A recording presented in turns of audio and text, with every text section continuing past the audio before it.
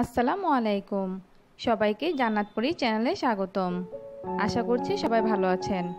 আমরাও আল্লাহর রহমতে ভালো আছি।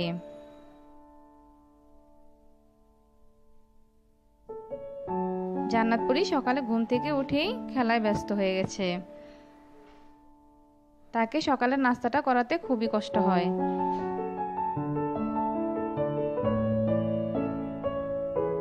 খাওয়ার মধ্যে একদম মনোযোগ নেই। সে খেলা নিয়েই ব্যস্ত থাকতে পছন্দ করে, তবুও জোর করে তাকে খাওয়াতে হয়। আজকে সে একটি বাড়ি বানাচ্ছে। সে বাড়িটা তার আব্বুকে উপহার দিবে।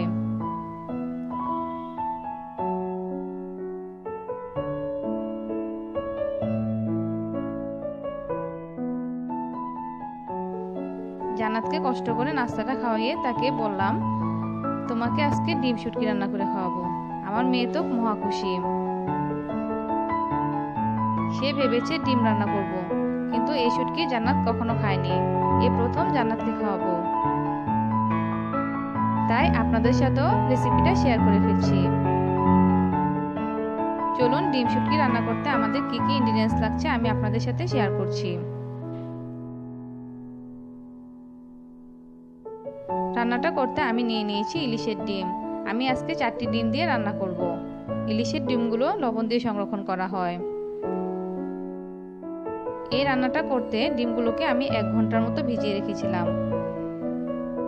এর ফলে ডিম থেকে লবণগুলো চলে গিয়েছে। এরপর কুসুম গরম পানি দিয়ে ডিমগুলো ধুয়ে নিয়েছি। এরপর হলুদ আর মরিচ গুঁড়া দিয়ে মাখিয়ে নিয়েছি। আমি আজকে তরকারিটা লবণ ছাড়া রান্না করব, কারণ শুটকিটা লবণ দিয়ে সংরক্ষণ করা হয়েছিল। আর নিয়ে নিয়েছি পেঁয়াজ কুচি, টমেটো কুচি, কাঁচামরিচ ফালি।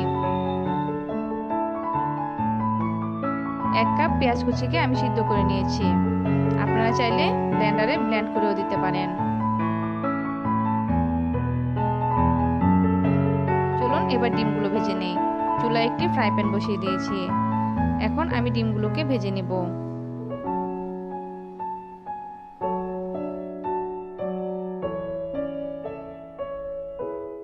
ডিমের এক পিঠ যখন ভাজা হয়ে যাবে তখন আমি উল্টিয়ে অন্য পিঠ ভেজে নেব। আপনারা চাইলে ঢাকনা দিয়ে ঢেকেও ডিমটা ভাজতে পারেন।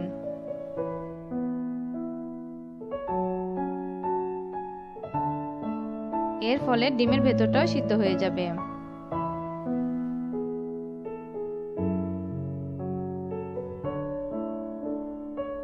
এবার রান্নায় চলে যাই।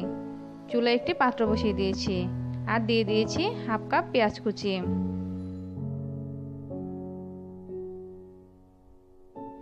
এখন দিয়ে দিব সয়াবিন তেল। আমি এখানে 4 টেবিল চামচ সয়াবিন তেল ব্যবহার করছি।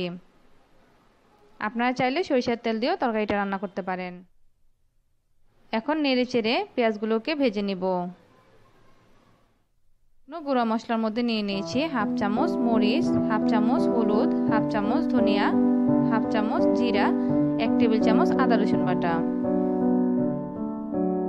পেঁয়াজটা যখন ভাজা হয়ে যাবে তখন আমি দিয়ে দিব 1 টেবিল চামচ আদা রসুন বাটা। আদা রসুন বাটা দিয়ে নেড়েচেড়ে কিছুক্ষণ ভেজে নিব। এর ফলে আদা রসুন বাটার কাঁচা গন্ধটা চলে যাবে। মশলাটা যেন না পুড়ে যায় সেজন্য আমি দিয়ে দিয়েছি 1/2 কাপ পানি। এখন আমি দিয়ে দিব সমস্ত গুঁড়া মশলাগুলো। গুঁড়া মশলাগুলো দিয়ে নেড়েচেড়ে আমি কিছুক্ষণ কষিয়ে নিব। মশলাটা যখন কষানো হয়ে যাবে তখন উপর থেকে তেল ভেসে উঠবে। আমার মশলাটা কষানো হয়ে গেছে।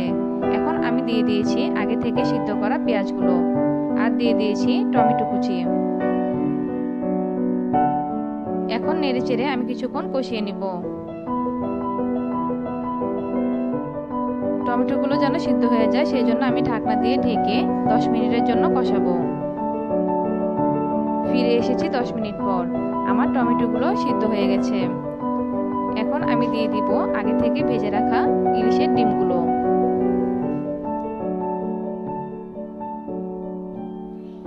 ডিমগুলো ভালোভাবে সিদ্ধ হওয়ার জন্য আমি দিয়ে দিব 2 কাপ পানি।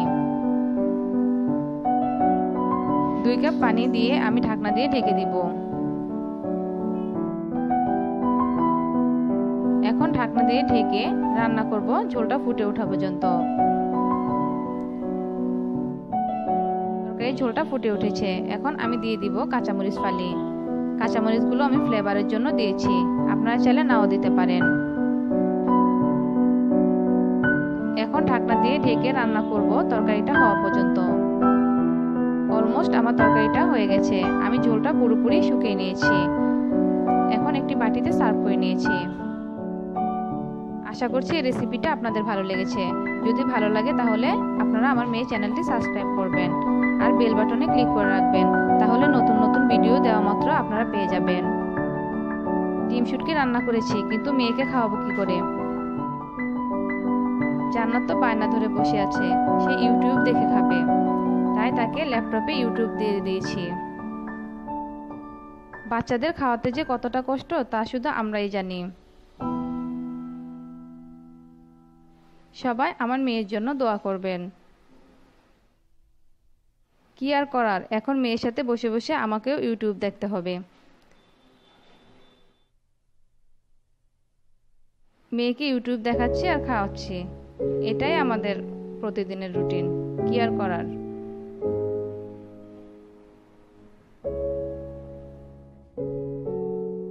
সবাই ভালো থাকবেন আর আমার জান্নাত পরীর জন্য দোয়া করবেন। আল্লাহ হাফেজ।